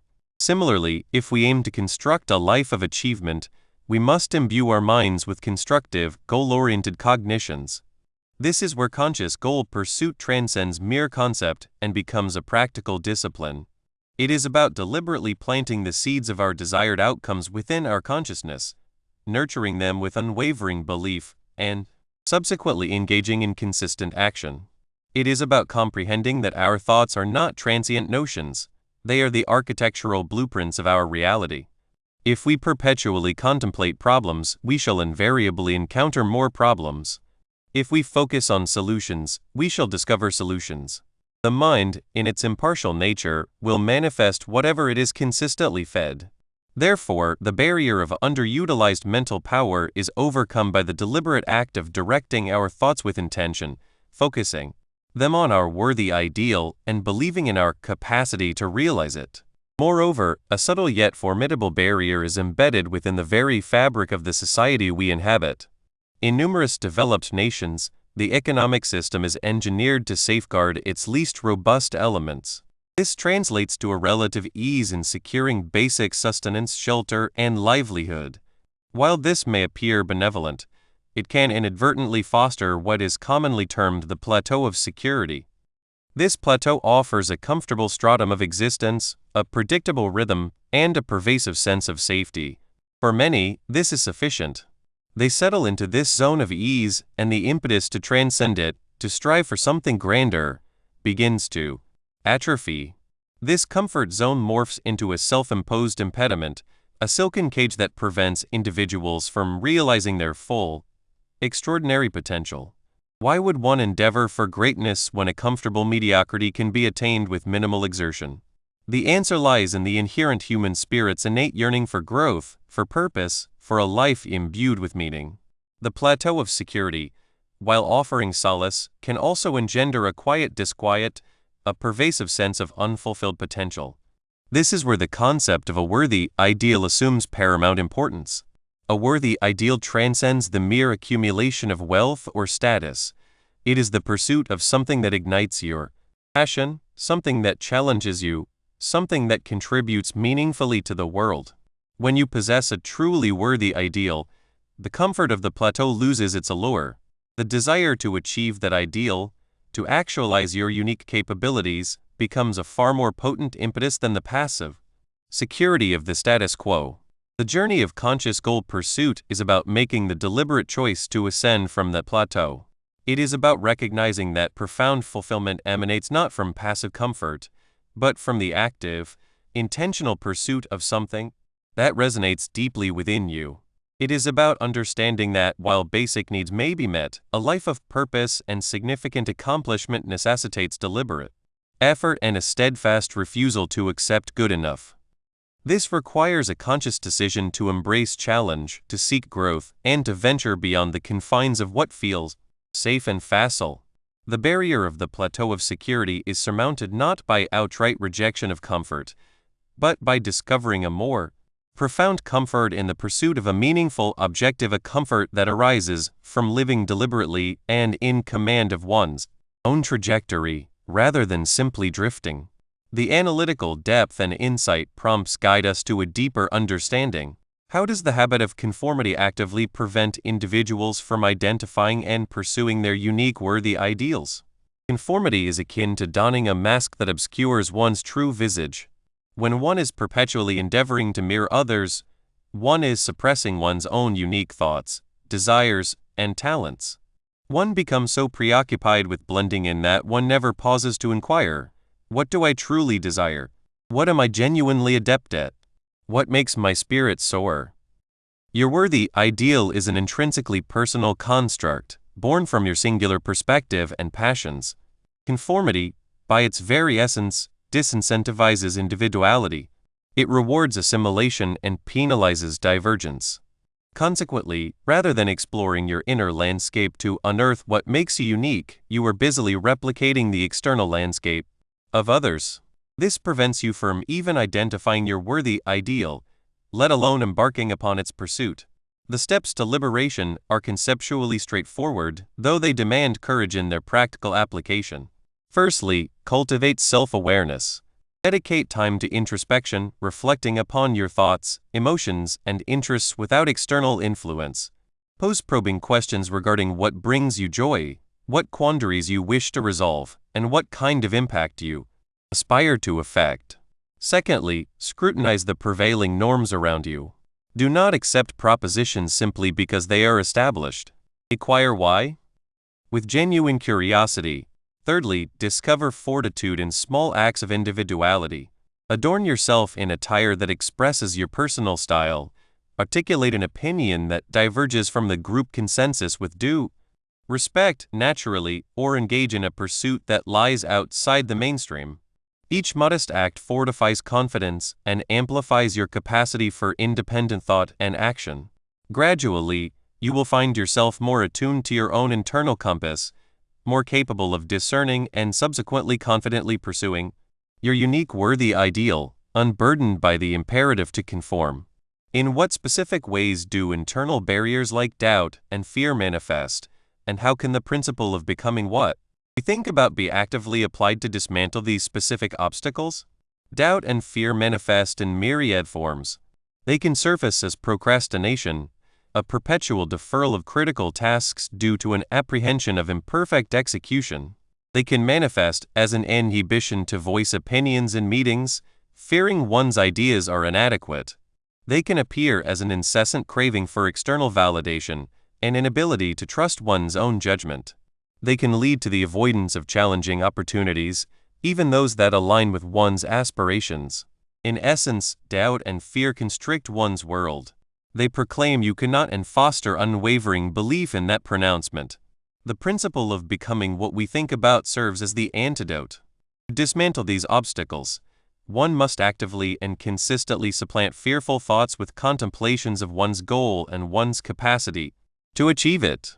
When the thought I am incapable of this arises, one must consciously counter it with I am in the process of learning this, or I will discover a method to accomplish this, or I possess the innate ability to achieve this.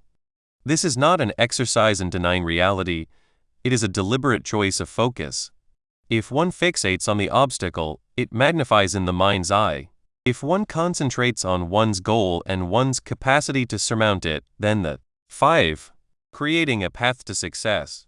Success is not the capricious whim of fortune, nor the exclusive domain of the serendipitous few. True success, the kind that imbues existence with profound purpose and resonant meaning, is meticulously constructed. It is forged, step by deliberate step, by your own hand. Consider it akin to embarking on a voyage to a distant, resplendent island. One does not simply stand upon the shore, entrusting their fate to the caprice of the tide. A chart is indispensable, a vessel of seaworthiness a necessity, and a true north a guiding imperative. One must actively engineer a path to that island. Many navigate life adrift, their compass spinning without a fixed destination. They awaken to each dawn, performing the motions of existence, only to find, in their twilight years, a bewildered retrospect, a silent query of where the intervening years have vanished. Statistical realities reveal that a significant majority, by the age of 65, have not attained financial independence. Their plight is not born of misfortune. It stems from a fundamental failure to ever truly set a course. They are, in essence, vessels without rudders, buffeted by the unpredictable currents of circumstance. This stands in stark opposition to the principle we champion here: conscious goal pursuit. This entails the active, intentional declaration of one's desired destination, followed by the resolute steering of one's life in that precise direction. The paramountcy of knowing one's destination cannot be overstated, for it is the destination that bestows meaning upon the journey. It provides the indispensable why. Envision the construction of a magnificent edifice. Would one commence the haphazard piling of bricks? Assuredly not.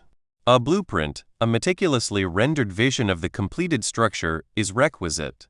The number of chambers, the architectural style of the roof, the precise placement of each window, all are preordained. This vision, this architectural schematic, constitutes your worthy ideal. It is the vivid mental portrayal of your ultimate aspiration. Your why serves as the inexhaustible fuel that propels your journey. It is the profound, subterranean reason that compels you toward that island or the realization of that grand house. Is it to secure the well-being of your progeny? To effect a meaningful alteration in the fabric of the world? To unequivocally demonstrate your own inherent capabilities? When your why possesses the fortitude of conviction and resonates deeply within your being, it bestows the courage to confront adversity. It empowers you to rise anew from each fall. It renders the arduous labor not merely endurable, but profoundly worthwhile. Devoid of a robust why, even an ostensibly laudable objective can feel hollow, and the inevitable trials will likely precipitate abandonment. Thus, how does one unearth this worthy ideal? It is not found in the pursuit of prevailing societal desires. It lies within a deep introspection. What ignites your spirit? What quandaries stir your passion for resolution? What caliber of individual do you aspire to become? This is not a matter of ephemeral inclinations, but of discerning that which genuinely holds significance for you, that which harmonizes with your most profound values and your loftiest potential. It is an invitation to dream expansively, yes, but to dream with unwavering intention. It is to pose the query, if I were capable of achieving anything, what would it be? And subsequently to probe, why would that particular achievement hold such profound importance for me? Once this worthy ideal has been identified, the imperative shifts to rendering it concrete. This is the crucial transition from the ethereal realm of aspiration to the tangible domain of execution. This becomes the architectural blueprint for your trajectory. It involves the formulation of goals that are both perspicuous and specific. Instead of a nebulous declaration such as, I aspire to attain success, one must articulate, my objective is to achieve an income of X by Y date, or I am committed to mastering Z skill to a defined level of proficiency by the year's end. These are goals susceptible to measurement. They are achievable, implying their attainment is within reach through diligent effort. They are relevant, directly contributing to the realization of your worthy ideal. And they are time-bound, possessing a definitive deadline. This encapsulates the essence of transforming your worthy ideal into actionable steps. Consider your intellect as the architect and the constructor of your success. When you articulate your worthy ideal with crystalline clarity and establish your specific objectives, you are, in essence, drafting the blueprints for your existence. You are conveying to your mind, this is the vision I intend to manifest. Subsequently, with every thought directed toward that goal, With every iota of belief you imbue into its realization, you are laying the very foundation. You are taking up the tools and commencing the construction. This is the arena where conscious goal pursuit truly demonstrates its brilliance. It transcends mere wishing. It is the active, deliberate orchestration of your thoughts, your convictions, and your actions. When you focus your mental faculties upon your objective, you begin to perceive opportunities that previously lay hidden. You attract individuals and resources that can facilitate your progress. It is akin to sowing seeds in fertile soil. You select the appropriate seeds, your goals, you prepare the ground, your mindset, and you nurture them with the vital elements of water and sunlight, your belief and effort. That which you plant in your mind is that which will ultimately flourish. If you sow seeds of doubt and apprehension, that is what you will harvest. Conversely, if you cultivate thoughts of your worthy ideal and an unshakable belief in your capacity to achieve it, you are meticulously positioning yourself for triumph. Consider the narrative of Maria. For years, Maria felt ensnared in a state of inertia. Her employment provided sustenance, but offered no solace. Her heart yearned to establish a modest bakery, a sanctuary redolent with the fragrance of freshly baked bread and suffused with the warmth of community. Yet, the aspiration felt insurmountably vast, impossibly remote. She would often sigh, murmuring, "Perhaps someday." Then, one day she encountered a volume that expounded upon the potent force of focused thought. It was not a treatise on the arcane, but a testament to deliberate action. Maria resolved to embark upon this path. Her worthy ideal was unequivocally defined: to cultivate a cherished neighborhood bakery that would infuse others with joy through the medium of exquisite culinary creations. However, the directive to open a bakery lacked the requisite specificity. She meticulously deconstructed the aspiration. Foremost, she recognized the necessity of augmenting her baking acumen. She matriculated in evening courses at a local culinary institution. This constituted her inaugural actionable goal. She established a definitive time frame to successfully complete the advanced pastry curriculum within a single year.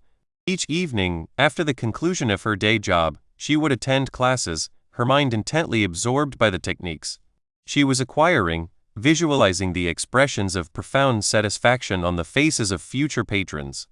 Subsequently, she understood the critical need to comprehend the business dimensions of her venture. She commenced an exhaustive investigation into business planning methodologies, familiarized herself with licensing prerequisites, and diligently accumulated every available cent. This endeavor was far from effortless. There were days steeped in profound exhaustion, days rife with self-recrimination. Yet, she would evoke the comforting aroma of warm croissants, the sheer delight derived from crafting something both beautiful and delectable, and her why would re-emerge, imbued with an even greater potency. She perceived her worthy ideal not as a distant phantasm, but as a monumental construction project, with herself as the discerning architect, meticulously orchestrating each successive phase. She did not passively await the advent of clientele. She actively sought out every conceivable opportunity. She commenced baking for friends and family, soliciting their candid feedback and gradually cultivating a nascent reputation. She even established a modest stall at the local weekend farmers market. Each incremental success, each positive affirmation, served to fortify her conviction. She was no longer adrift. She was actively architecting her destiny. Her mind served as her workshop, and her goals were her precise blueprints, guiding every decision, every action. She was consciously pursuing her ideal, and in doing so, she was already experiencing the nascent stages of success, not as a future reward, but as an intrinsic component of the very act of striving with unwavering purpose. Her journey stood as a profound testament to the principle that a lucid vision, conjoined with an unshakable belief and deliberate action, can indeed forge any desired path to success. This transformative process is not a product of chance. It is a manifestation of intentional design. It rests upon the understanding that your thoughts are the fundamental building blocks of your perceived reality. When you consciously elect to direct your thoughts toward a worthy ideal, you initiate the profound act of shaping your future. You determine the nature of that which you wish to construct, and then you harness your intellect, your conviction, and your actions to bring it into tangible existence. You ascend to the role of the architect of your own destiny, eschewing the passive stance of an observer. The fundamental key lies in grasping that success is a destination, and you are the sole custodian of the map. In the absence of a clearly defined destination, you are destined to wander. You will drift. You will likely find yourself in a locale that was never part of your intended itinerary. However, when you articulate your worthy ideal, when you possess an unambiguous understanding of your ultimate aim, you are then empowered to chart your course. This represents the initial, and perhaps the most pivotal, step in the creation of a viable path toward success. It is the deliberate transition from the nebulous realm of vague desires to the solid, incontrovertible ground of intentional creation. Consider the profound divergence between a river that meanders aimlessly toward the ocean and a river that is strategically dammed and channeled to generate power. The aimless river is merely a body of water, susceptible to the caprices of evaporation and natural dispersal. The channeled river, conversely, possesses a defined purpose. Its flow is directed, its inherent energy meticulously harnessed, and it consequently becomes a formidable source of immense power and utility. Your life, devoid of a clearly articulated worthy ideal, mirrors that aimless river. But when you consciously establish a goal, you are in essence constructing the dam, you are meticulously excavating the channels, and you are purposefully directing your energy toward a specific, potent outcome. This act of defining your worthy ideal is, at its core, an exercise in profound self-awareness and resolute self-determination. It necessitates an outward gaze that transcends the immediate and the convenient, prompting a deep consideration of that which truly resonates with your most profound aspirations. It compels you to ask not merely, "What do I desire?" but rather, "What kind of life do I aspire to inhabit? And what unique contribution do I wish to make?" These interrogative avenues lead you to ideals that are not merely desirable, but deeply imbued with meaning, thereby furnishing that robust why that will sustain you through the inevitable trials and tribulations. Once this worthy ideal has been unequivocally identified, the subsequent imperative is to translate it into concrete, actionable objectives. This is the juncture at which the abstract coalesces into the tangible. A worthy ideal might be articulated as to live a life of service. This is an undeniably noble sentiment, but how does one actively pursue it on a daily basis? The solution lies in deconstruction. Perhaps a tangible goal would be to dedicate 10 hours weekly to volunteering at the local shelter, or to mentor a single young individual experiencing academic difficulties, or to cultivate a specific skill that will enable me to assist others in a precisely defined capacity. Each of these articulated goals is specific, amenable to measurement, achievable through diligent effort, relevant to your overarching ideal, and bound by a defined time frame. They represent the essential stepping stones along your chosen path. This process of goal formulation is not a singular event. It is a perpetual act of conscious design. It demands that you assume the role of the architect, continuously refining your strategic plans, adeptly adjusting your methodologies, and vigilantly ensuring that every action you undertake aligns harmoniously with your ultimate vision. Your mind, within this paradigm, is not a passive receptacle of information, it is an active progenitor, a formidable instrument that, when precisely focused and purposefully directed, possesses the capacity to effect astonishing transformations. The true power resides in deliberate, sustained focus. When you consistently channel your thoughts, your convictions, and your actions toward your chosen objective, you initiate the activation of a formidable force. You are not passively awaiting the arrival of success. You are actively constructing the very road that leads directly to its embrace. This is the quintessential essence of conscious goal pursuit, the active, deliberate process of defining your deepest desires and then unswervingly directing your entire being toward their realization. It is the fundamental distinction between being a mere passenger on life's voyage and assuming the mantle of captain, charting your own course across the boundless expanse of possibility. And let it be remembered, the journey itself, undertaken with unwavering intention and unshakable belief, constitutes a profound and intrinsically valuable form of success. Conclusion: you have traversed the very core of what imbues a life with genuine success.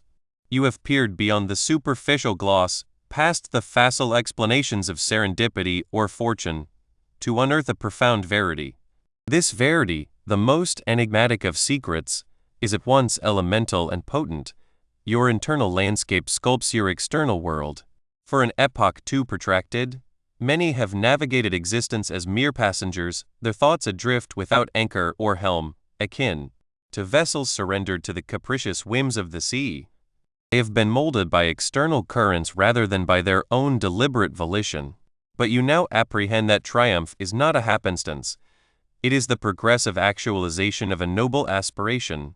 This aspiration, your personal panorama of a life lived with purpose, is not a mirage on a distant horizon, but a port of call you can actively navigate towards. The enigma resides not in yearning, but in grasping the extraordinary dominion you command from within. The most indispensable instrument at your disposal is your intellect. Recall the fundamental tenet we have elucidated. We transmute into the substance of our contemplation. This is no mere aphoristic flourish, it is a universal ordinance. Your mind is a furrow plot and your thoughts are the seeds you sow. Should you cast seeds of doubt, trepidation, and aimlessness, you shall reap a harvest of vexation and mediocrity. But should you deliberately elect to plant seeds of a lucid, worthy ideal, nurtured by unshakable conviction and unwavering focus, you shall cultivate a bounty of achievement and contentment. We frequently take this prodigious faculty for granted, operating on a spectral autopilot, permitting our minds to be inundated by the ephemeral detritus of passing thoughts. This yields a life far attenuated in richness and meaning than its potential allows. Your external milieu, the circumstances that befall you, is merely a faithful echo of the dominant musings and convictions that reside within. It is here that the discipline of conscious goal pursuit emerges as your sovereign key. It is the active, intentional undertaking to first delineate a worthy ideal, that crystalline, compelling vision of your ultimate desideratum, and thereafter to unceasingly orient your thoughts, your beliefs, and your deeds towards its materialization. It stands in stark antithesis to the passive acquiescence to life's vicissitudes or the meek adherence to prescribed trajectories. Conscious goal pursuit is the embodiment of personal agency. It is the profound recognition that you are the architect of your own saga, and this pursuit is the intricate blueprint you meticulously follow. When you engage in conscious goal pursuit, you are not merely invoking success. You are actively constructing it, one thought, one conviction, one action at a time. It is the formidable engine that propels the progressive actualization of your worthy ideal. Contemplate the vessels we alluded to earlier. Those devoid of a conscious objective are simply adrift, buffeted by the tides of chance. But the vessel with a defined destination, a resolute captain, and a meticulously plotted course, that is the craft destined for arrival. Conscious goal pursuit is that resolute captain, that defined destination, and that plotted course coalesced into a singular force. It is the deliberate selection of your predetermined endeavor with absolute lucidity and an unwavering commitment of your entire being. By concentrating your intellect and your vitality, you commence to draw unto yourself the very circumstances, the very opportunities, that shall facilitate the realization of your objective. This understanding, now, is no longer a mere secret you have encountered. It is your secret to command. The dominion to sculpt your destiny reposes unequivocally with you. Your subsequent step, the most pivotal stride, is to embrace this dominion. Define your worthy ideal. What is it that you truly aspire to achieve, to embody, to experience? Once this luminous vision is firmly established, pledge yourself to the practice of conscious goal pursuit. Plant those seeds of intention within your mind, imbue them with the waters of unyielding belief, and tend to them with consistent, focused exertion. This is not a languid exercise. It is a vibrant, exhilarating odyssey. You are not a product of caprice, but the master artisan of your own fate. Embrace the power of conscious goal pursuit, and construct the life you were divinely ordained to inhabit. The odyssey of 1,000 leagues commences with a solitary step, and your journey towards a life of extraordinary triumph begins with a conscious volition to pursue your worthy ideal. Proceed and build.